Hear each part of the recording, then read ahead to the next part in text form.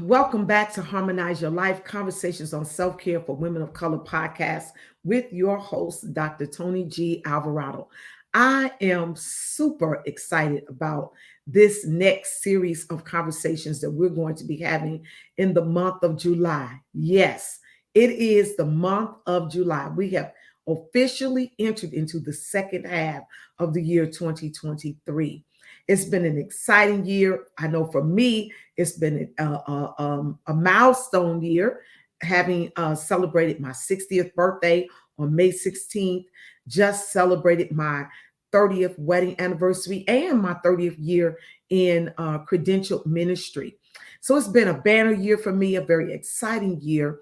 But I'm very, very excited as we move into the second half of this year about our conversations and about zoning in on what it really means to take care of ourselves as women of color.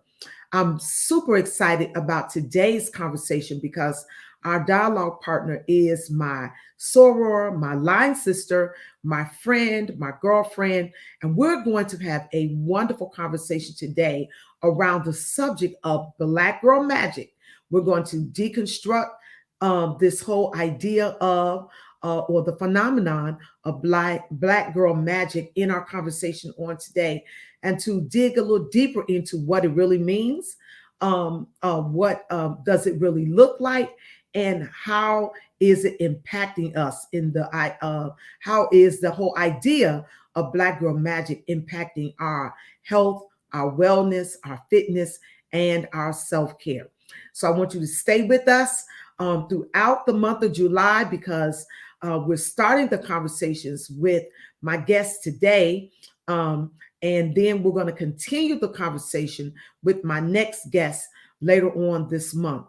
Today's episode and today's conversation and dialogue partner is my soror, my sister, my friend, Tisa Smart Washington. Later on this month, we're going to be digging a little deeper in this conversation with my sister and friend, Dr. Jean Porter King. It's going to be an exciting month here and dialogue that will hopefully help us and change the trajectory of the rest of this year and the years to come for us as we harmonize our lives, as we move forward in our self-care, health, fitness, and wellness. Stay with us and we'll be right back right after this.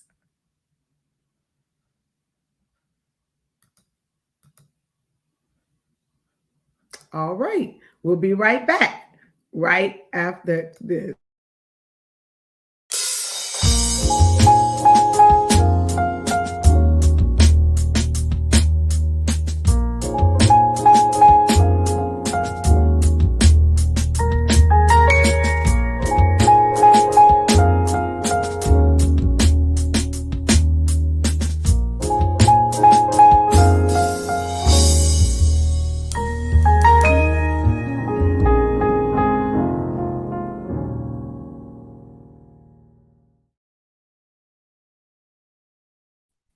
Well, I want to welcome for the first time to the Harmonize Your Life podcast conversations on self-care for women of color podcast. My sister, my soror, my line sister, and my friend, Tisa Smart Washington. I want to give you just a little bit about who she is professionally, and we're going to delve into this really, really intriguing conversation. So Tisa Smart Washington was elected Rockdale County Georgia Tax Commissioner in 2016 after serving as Chief Deputy Tax Commissioner in Rockdale since 2013. Prior to joining the Tax Commissioner's office, Tisa served as communication writer in the office of the CEO of DeKalb County and editor of the Rockdale News. A graduate of Leadership Rockdale, we're both graduates, class of 2015. And Regional Leadership Institute. She has been a member of several organizations in Rockdale, including the Rotary Club of Conyers, Keep Conyers Rockdale Beautiful, Rockdale Young Professional Leaders, Angie's House, Rockdale NAACP, the Nonprofit Consortium, Rockdale County Public School Superintendents Advisory Council, Rockdale County Public School Superintendents Parent Advisory Council, the National Council of Negro Women, the Rockdale Newton chapter, the Rockdale County Democratic Party, and Alpha Kappa Alpha Sorority Incorporated, Chi Tau Mega Chapter, servicing Rockdale and Newton County. Tisa earned a BA in Communications from Georgia State University, an MBA from Troy University, and an MPA from Harvard University. She and her husband, David, live in Conyers, Georgia, with their sons, Zudada and Zeta Washington. And I am so glad that she is with us on today. And we're going to be having a wonderful conversation today around the subject of Black girl magic. We're going to be deconstructing the whole idea or the phenomenon that has become known as Black girl magic. And I'm excited because Tisa has agreed to come in today and be my dialogue partner. Tisa, welcome to the Harmonize Your Life podcast. And welcome to this conversation on today. Thank you. I am very excited to be here. Finally got into the studio. We're good. We had some issues trying to get this going, but we made it. Yes. We made it. Thank you for having me. I'm so excited about having this conversation. And just hearing you read my bio, I feel like I'm busy. Like and that's one of the issues, Right. So I have to do we absolutely have to care for the community, but part of the community is us as well. We need to make sure that we're caring. And can I say this? We are a major part of that community. And it starts with us because really we cannot take care of the community if we don't take care of ourselves. Absolutely. Right. And so that's why I'm so excited about this conversation that we're having on today, Tisa. For those of you who are listening, I want to just give you a little background on how this conversation, why I invited Tisa to come into the podcast studio so we can kind of talk about this issue of Black girl magic.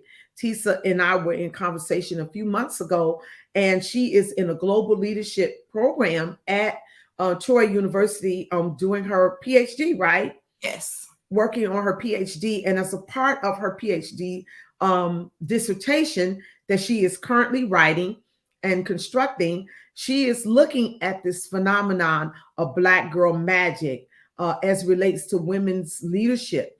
And so, Tisa, and as we were talking about it, and we've been dialoguing off camera about it, I feel it is necessary that we have this conversation and we dig a little deeper. I had the privilege of attending a conversation that was being led by Dorothy Buchanan, Dr. Dorothy Buchanan, from Top Ladies of Distinction, who is also one of our past international presidents of Alpha Kappa Alpha Sorority Incorporated. And so sitting in on that conversation that where we were talking about the burden of Black girl magic, right? And it was such a wonderful dialogue. And then Tisa and I talked a little further afterwards. And I said, let's talk a little more about this on the podcast, as this is the second part of the year 2023. And as we move forward in the year, Tisa, I'm concerned about what I'm seeing in our community and how we are moving and shaking while we're doing some great things. I wonder, do we really understand what it means when we embrace ideas like Black girl magic, the strong Black woman syndrome, which we know of and we've heard of, we've talked about, even on my podcast, we talked about the myth of the strong Black woman. In my book on self-care, I talk about the fact that the strong Black woman is a myth. But now we've moved away from, a lot of us have said, okay, we've dismantled that in some ways. And now we've adopted this new idea of Black Girl Magic. And you've been talking about it and we've been talking about it, and your paper that you've written and which you're expanding into your PhD dissertation is phenomenal. And I wanted us to talk about your paper. I want you to give us the history of it. Where did this idea come from, Black Girl Magic? When and why this term originated, and define it for us today. Okay. So let me just do just provide a little more context on how I came to this idea, or I came to have this interest in even studying Black Girl Magic as a topic for my dissertation. When I was in my MPA program at Harvard, it was a wonderful experience that actually, Dr. Tony, you helped me make the decision to go. Okay. Because when I applied to Harvard. It's Harvard. You don't know if you're going to get in. I've talked to some of my classmates, and they were very confident in the fact that they were going to get in. I was not one of those people. We were in COVID. I decided to shoot my shot. Well, wait a minute. And when you were talking to you said you were talking to some of your classmates after you got in. Yes. I just need to ask you, are you talking about other Black classmates, or are you talking about classmates who are white? It's very funny. Especially in light of the new Supreme Court affirmative action, all this stuff that's going on. Actually, it was a Black classmate, but from South Africa. Oh. And I would say that even in our cohort of, I think we ended up at about 189 folks in our cohort. I think 10%, maybe not even 10%, were Black. And of the 10%, only 7 were from the United States. So there was a big focus on international students. So that may have been the difference, but very confident in the fact that they were going to get in. And that was not my experience at all. And so when I received my acceptance letter, I did not think that I was going to be able to attend. And your words always come back to me: where God guides, He provides. And so, instead of allowing my own feelings to guide, I said, well, God, you gave me this opportunity. And if it is for me to attend this program, you will provide a means for me to do so. And it was not only was it an amazing experience, it was one that came without that type of burden. Okay. Because I always had a place to lay my head. Thank you to my mother-in-law who lives in Boston, and she gave me a place to stay. Okay. And it was such an easy process that I went through the process, and now I'm done. And it's been a year. But while I was there, I'm not going to say that it was without burden. One of the big things was that it was not an online program, which I thought it was going to be. And so I flew to Boston every week for class. Yeah, I remember that. And as I was doing that type of traveling, which I've never done before, there were times where I was very weary, where I just wanted to stay home, where it was a little lonely because, I couldn't network and engage in fellowship with folks there the way that the others could, and I couldn't do it here the way that I was used to. And people would say, "Oh, you're just Black Girl Magic. You're making it happen." And I would sit there and think there is nothing magical about this at all. It's work. Yeah.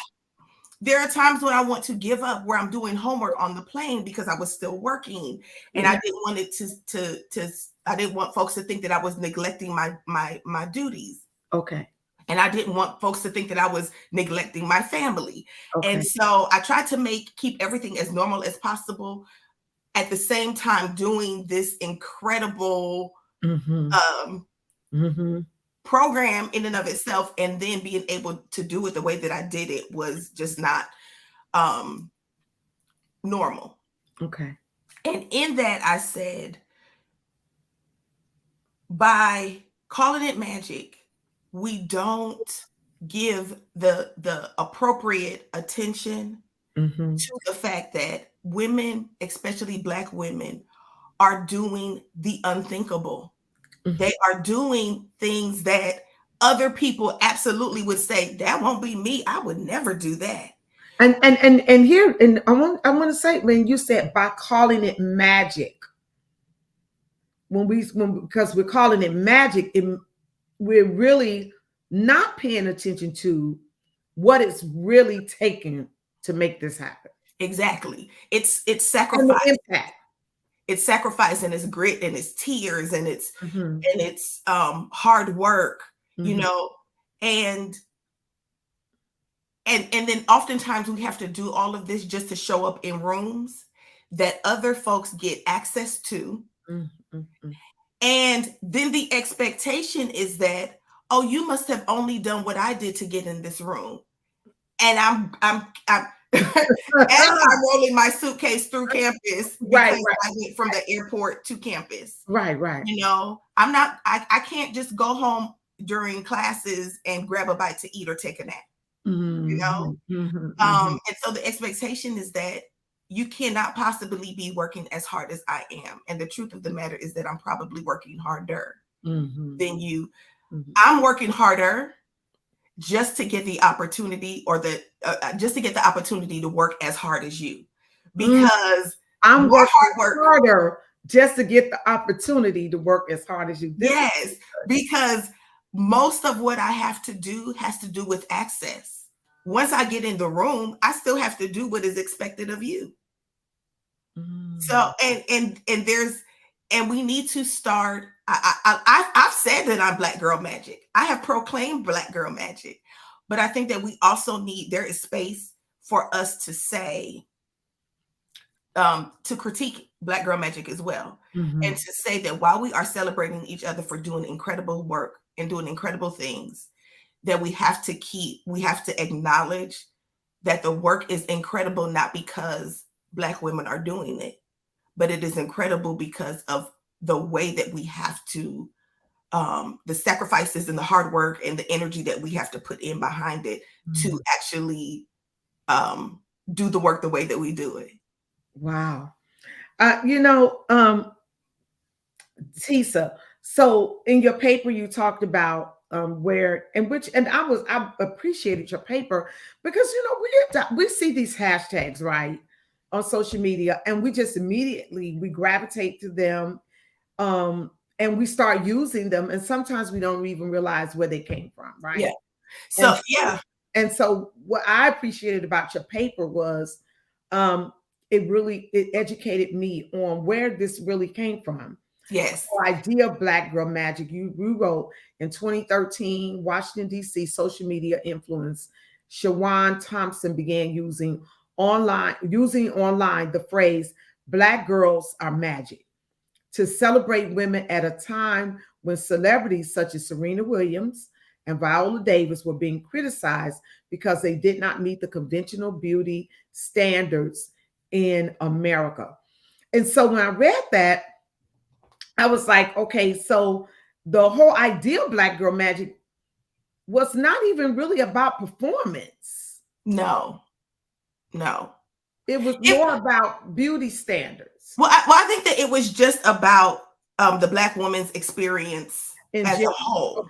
Okay. You know, as a whole, that we are able to do incredible things, that we're able to show up in incredible spaces, and we just don't get celebrated for it at all. As a matter of fact, a lot of times when we show up in these spaces, we get criticized. Okay. Like Viola, like Serena. Yes. And even with the Supreme Court's decision on affirmative action, you know, we can work hard, we can get admitted to schools, and others will say that you only got here because of affirmative action. Yeah, I get it. Yeah. And it's funny because I saw somebody posted on Facebook where they said that they don't believe it was a black person, and they said they don't believe in affirmative action because they don't think that they've ever gotten a job because they were Black. And the truth of the matter is that, and the caveat was they believe that they got the job because they're smart.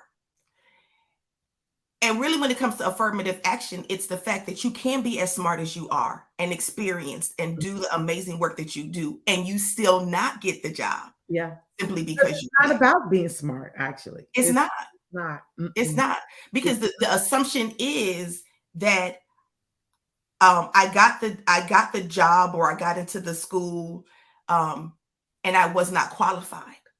And we all know, for those of us that have been alive for any amount of time, we know that we not only have to be qualified, we have to be overly qualified in order to get the same opportunities and access as other people.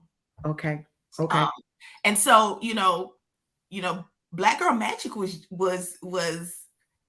it kind of evolved into this hashtag, or Black Girls Are Magic evolved into this hashtag Black Girl Magic. And it just took on a life of its own. But a lot of people don't realize that it's only been out kind of out there. Yeah. For the last 10 years. Yeah. And and a lot of times, like I said, we adopt these ideas or these tropes, or we internalize them, we share them, we use the hashtags. But then I don't know if we really understand the psychological, sociological implications of what we're actually saying when we use these. Absolutely, we use these hashtags or phrases, or we adopt these mindsets. Exactly, and in the research, what I found is that a lot of researchers are critical of the ones that are kind of critical of the trope, say that it has become synonymous with excellence, Black excellence. Okay. And it is. Say more about that. And it's or even actually, even when we talk about Black excellence, a lot of times it means that you live in a nice house, you drive a nice car, and what happens is that it then starts to alienate everyone else, or it puts the pressure on the larger community that if you are not living in a certain house, driving a certain car, your kids don't go to a certain school, then you're not living up to this standard, the standard of excellence, or what we call excellence or magic, that is not realistic for anybody at all. So then you start to alienate everyone else, and you don't even realize that it's happening. You alienate everyone else, and you also alienate yourself. And by that, I mean, you start putting undue pressure on yourself to live up to these standards of excellence or beauty or performance, education or whatever. And so then when is enough enough? When have I achieved enough? When am I good enough? When am I satisfied? Where is my enough line? And so we alienate others by saying you don't reach a standard, but then we put undue pressure on ourselves to stay at a certain level. Exactly. Or constantly be achieving more and more, and doing more and more, and being more and more, and taking on more and more. Exactly. And so I see what you mean. So it's kind of like a black hole, in a sense, that we're digging for ourselves when we internalize these ideas.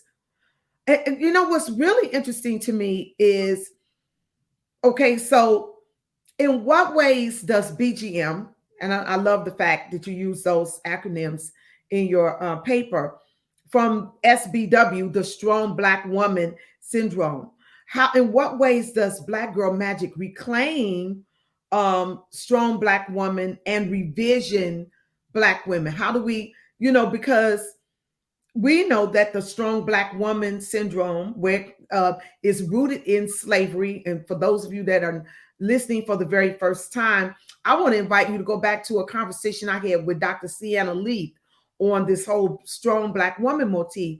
And we talked about how it's rooted in a slavery mentality where we had to work and we had to perform and we had to produce all the time, right?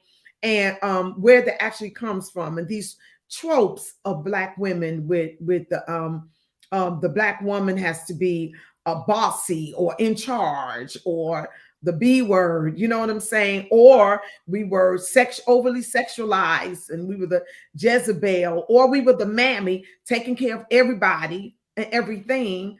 And we wore it as a badge of honor. Yes. Yeah, absolutely.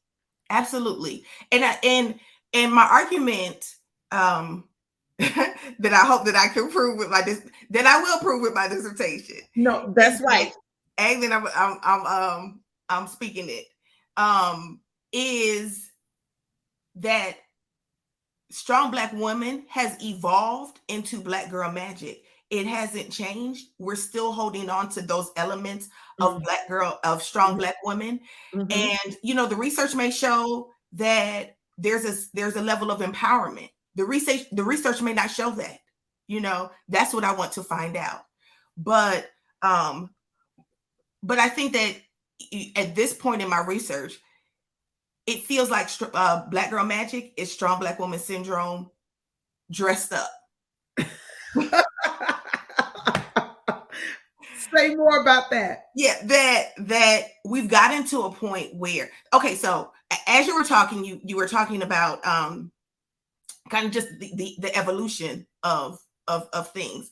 And I think it's important for us to understand that in 2013, society's expectation, just period, not just of Black women or just women in general, but society's expectations were very different than they are in 2023. We can go back, even 10 years, 2003. It's funny when you're seeing these things on Facebook where you'll see individuals will post, this is what I looked like in middle school, and this is what middle schoolers look like now. And we look like we were just trying to make it when we were in middle school. And now they're designer down, and they're the proms. What's getting me is the proms. Yeah. I mean, yeah. The proms I'm like production. These proms have become. I'm really concerned about it. But these proms are like major productions. Somebody I saw a meme the other day said, if parents put as much attention into homework and grades and making sure our children read and all as we do with these proms, it'd be something. Something. Exactly. And so so just society as a whole has changed. So we also have to understand, when we were proclaiming in 2013 that Black girls were magic, our definition of magic was very different than it is now. Now you have to be on vacation every week. You have to I mean, social media has really done a number on our expectations of ourselves, on our expectations of life. So what we mean by magic now is very different. And it means that if you're not a senior VP by the time you're 27, and you don't have, a palatial estate, and you cannot vacation, twice every quarter, then you're not operating in magic. And those images are so very dangerous because we don't understand that we are internalizing all of it, and it's what drives us. And we can drive ourselves into making poor health decisions. We can drive ourselves into making poor financial decisions, just because we're trying to live up to this image or this expectation of what it means to be magic. Wow. And when I say that strong Black woman is an evolution of, that Black girl magic is an evolution of strong Black woman schema, that there are some parts of that we're holding fast to. And one of those is that expectation that we are to show up for everyone else and be self-sacrificing. I think that especially in the workplace, a lot of times Black women are seen as great workers, but not leaders. Right. And so we will, work harder. We think if we work harder and we show them more, that they will give us that opportunity. And a lot of times those opportunities don't come, not because we're not capable, but because we're not seen as leaders. From the time we walk through the door, we are not able to change the narrative. And I'm going to say this, it's showing up out, I'm going to go out on the ledge and say it's not just showing up at work, but it's showing up even in the way we do church, even in the way we do service organizations like the ones we are a part of. It's showing up in so many ways, and that we feel like we have to be in everything. We feel like we have to do everything, or we have to lead everything. You know what I'm saying? Yes. I can be a part of stuff and not have to lead everything. Yeah. I can support without supporting everything. Yeah. I don't have to have something brilliant to say about everything. Even with social media, it's like every occurrence that happens, people are looking for you to have a statement on it. Yes. And be the spokesperson for every issue. Exactly. And especially when it comes to race. Especially when it comes to race. I was a part of the at Harvard, I was a part of the anti-racism journal, anti-racism policy journal. And the leader of that journal, his name is Thomas Bishop. And one of the things that he would always remind us is that anti-racism work is not work for Black people to do. A lot of times we are charged with leading that work, but it's not our work to do. We don't have to learn how to be anti-racist. A lot of times we lead that type of work because we realize the importance of it, and that it is, if we don't call it out and we don't champion that work, the work may never be done. But in our role as facilitating the conversations, we have to understand that work is not our work. My daughter Ariel, she's wise beyond her years. Yes, she is. And one of the things she said years ago, I'll never forget, she said this. She was talking about her friends on social media, and I sent my children to private school. They went to in elementary and middle school. Jonathan did 2 years of high school in private school, and then he went on to Rockdale. Ariel did all of high school in public school, and then Joshua did middle school and high school in public school. But all of their formational years were in private Christian schools, and they were predominantly white. And I didn't realize until afterward, as they got older, they began to express to me and their dad a lot of the microaggressions and the trauma that they experienced being in those settings as students of color, Black, Afro-Hispanic students.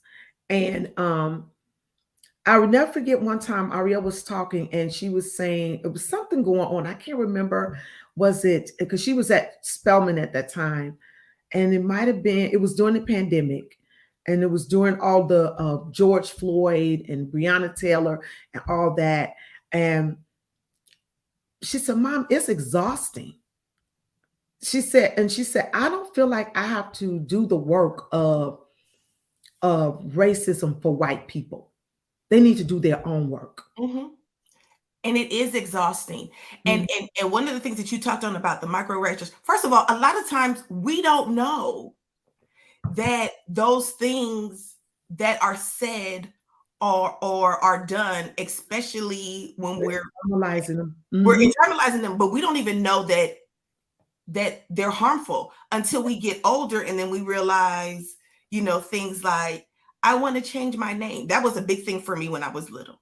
I want to change my name because my name is too African.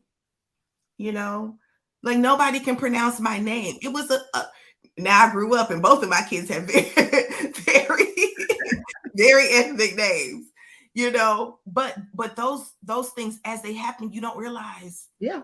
I remember when I decided to go natural with my hair. Mm-hmm. And the trauma that I went through around, what am I going to look like? And, all of that. And God knows if I can get back some of the money I've spent on just all of that. And so, yeah, the microaggressions and how it's impact us. Dr. Jane Morgan, who's a cardiologist who I've had on her because we were together. The same birthday. Right. Yeah. He talks about how microaggressions have impacted our health in terms of our heart health. She said we don't even realize the stress that our heart has been under because we've been in spaces where we've experienced these microaggressions or trying to live up to what you're saying here, this whole magical idea or concept. And it's the burden of it and the stress of it is showing up even in our heart health and cardiovascular diseases because of the stress that we're under the mindset that we have to perform and do and be better and know more and run faster than everybody else. And the research supports that. The research shows why living up to these schemas are so dangerous, because especially Black women in leadership, that dealing with microaggressions all the time puts you in a state of hypervigilance. And because we are always living in this state of what's the next thing that's going to come that I'm going to have to guard against, then our stress levels are higher than those of our counterparts. And the research shows that Black women suffer from more health challenges than any other demographic. Because the truth of the matter is that we may be magical at work, but it doesn't stop there. Like you said, we're magical at church. We're magical in community organizations. We're magical at home. And a lot of times we're holding ourselves to those standards. And guess what? So are our peers. And a lot of times, if we don't show up magical for them, then there is a reckoning that comes. Yeah, it's a repercussion. Yeah, she's not as dedicated. I don't know what's going on with her because she used to be dependable and now she is not. And it's this balance that we have to strike in our own lives to say, what am I'm going to have to miss out on some opportunities. So what are those opportunities that I'm willing to miss out on because my health? You're missing out. FOMO, right? Yep. Right. Yep.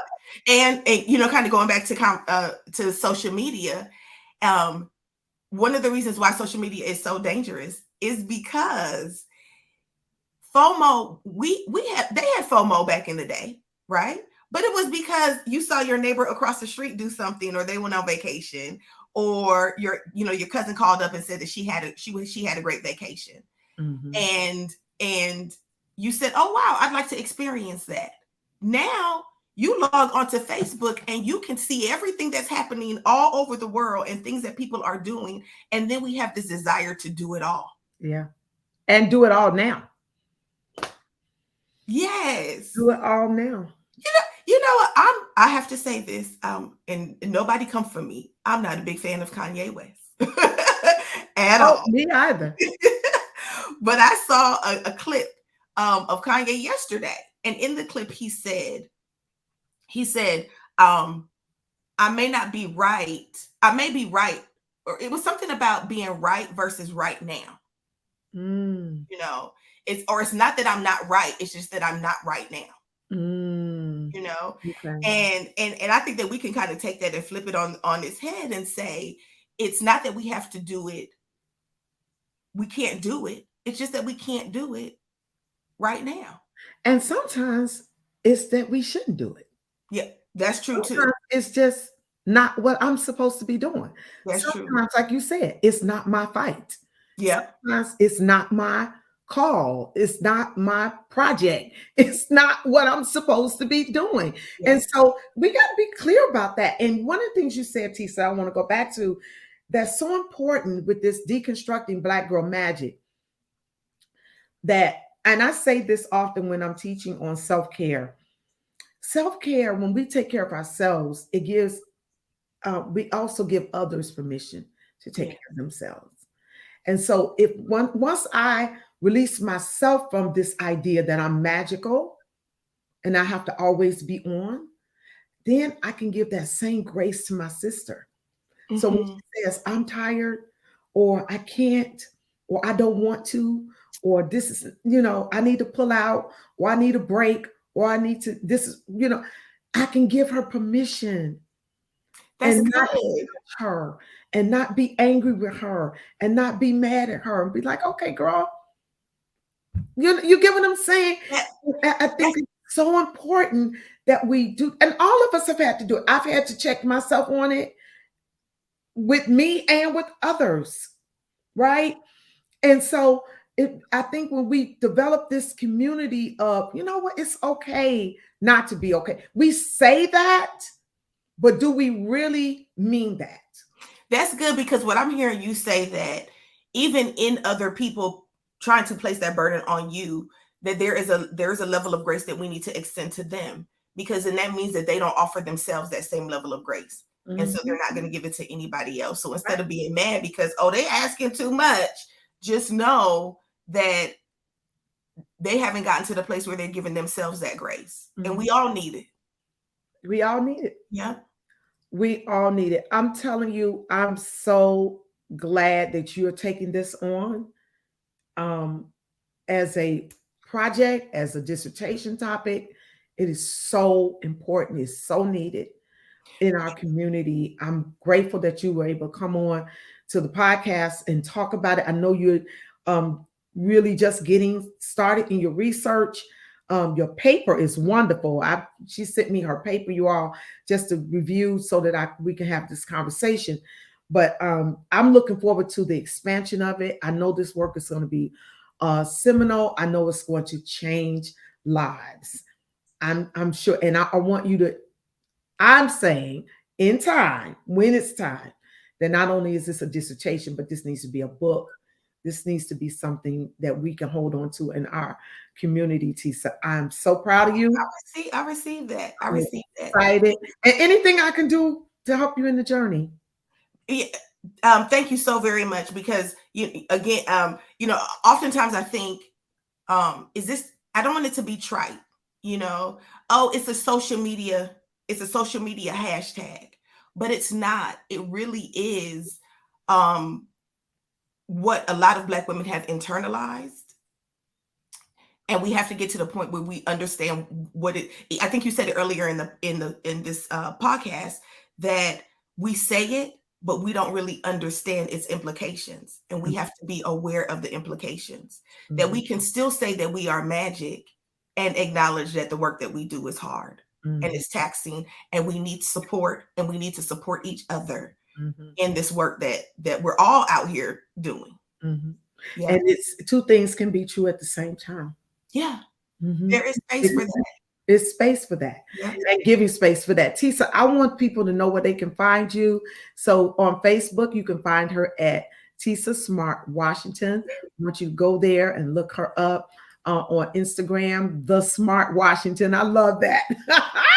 The Smart Washington. You can find her on there. On Twitter, at SMRT Washington, WSHINGTN. Look her up. If you're not on YouTube and watching us, you can see her on YouTube. You can see all of her social media pages. You can see those scrolling across the screen. On LinkedIn, you can find her at Tisa Smart Washington, MBA, MPA, and she's even on TikTok. I love her.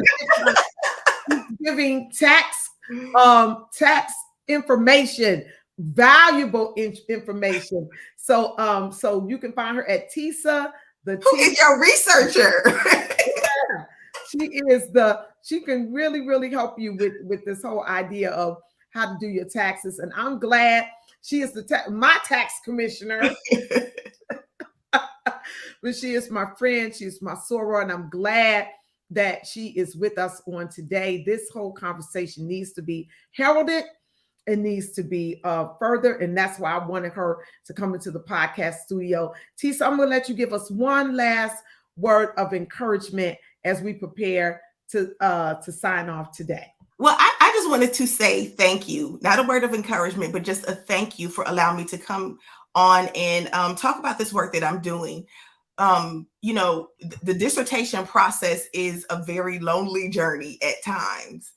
And I wonder sometimes if I'm on the right path, and you asking me to come here is just confirmation that I am doing what God has put me here to do. Wow. And so I thank you for this opportunity, because we need to have these conversations. We need to make sure that especially Black women understand that self-care is a matter of life and death for us. And so we need to take it seriously. Oh, literally. Yes. Before we came on, we were talking about a sister who has passed away. And we don't know all the implications of what was going on, but self-care, when you said that, it can be a matter of life and death. Yes. For us. I'm telling you, I've seen it over and over and over again. Some have lived to tell about it, and some, unfortunately, yes. And any awareness, anything that we can do to really understand those anything that's having an impact on our health, are opportunities for us to do work in those areas and change it. A lot of times we don't realize how the impact that the levels of stress that we're experiencing at work or experiencing at home or in organizations, the impact that it's having on our health. And the more we're aware, the more we're able to change those things. Yeah. So, yeah. And speaking of being more aware, I want to just let everyone know as we sign off where to find this podcast. First of all, you are listening to or watching on YouTube, the Harmonize Your Life Conversations on Self-Care for Women of Color podcast. We started this podcast in 2020 during the pandemic to have these conversations around self-care, health, and wellness, because we know statistically, the numbers prove that during the pandemic, Black people, Black and brown people suffered the most. We had the highest number of deaths in our community because of our comorbidities that many of us had coming into the pandemic. And so the pandemic just ravished our community. And so we wanted to share more information, more inspiration, more motivation around health, wellness, fitness, financial health, mental health, eating, healthy eating, nutrition, all the things, relationships, everything that helps us to live a harmonious life.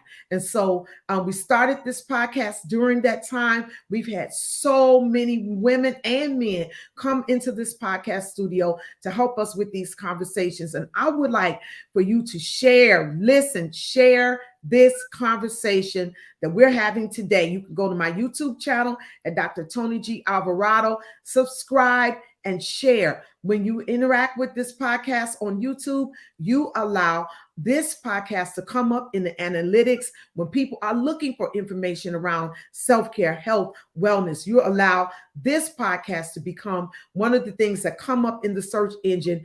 And we want to make sure that while social media is wonderful, while there's a whole lot of things that are injurious to us, there is information and conversations like this that can help us be healthy, whole, spirit, soul, and body. And so I want to invite you to do that. I also want to invite you women to join the Harmonize Your Life Women's Self-Care Network. Join the Self-Care Network. Tisa is a part of the Self-Care Network, and I appreciate her being a part of that. I want you to join our network because we are a network of women who are concerned about self-care for ourselves and for one another. There is space in this network for you to take a break, to breathe, to hear these kind of conversations and apply these principles to your life. I also want you to know that we've started the Intentional Self-Care Program. We are right now in the middle of this year's program, but we will be taking applications this fall for the next program. So if you're interested in the self-care, if you're interested in doing the 12-month intentional self-care program with Dr. Tony Alvarado, I want you to email me at hello Dr. Tony Alvarado and let me know of your interest, and we will get you the information and let you know what you need to do to become a part of the intentional self-care program. Thank you again, Tisa, for being our dialogue partner on today. We appreciate you. We honor you, and we're grateful for you being with us on today. Thank you, thank you, thank you. We're going to sign off here, and we want you to pay attention to all of the conversations that we're going to be having this month concerning health, wellness, fitness, and self-care for women of color. See you soon.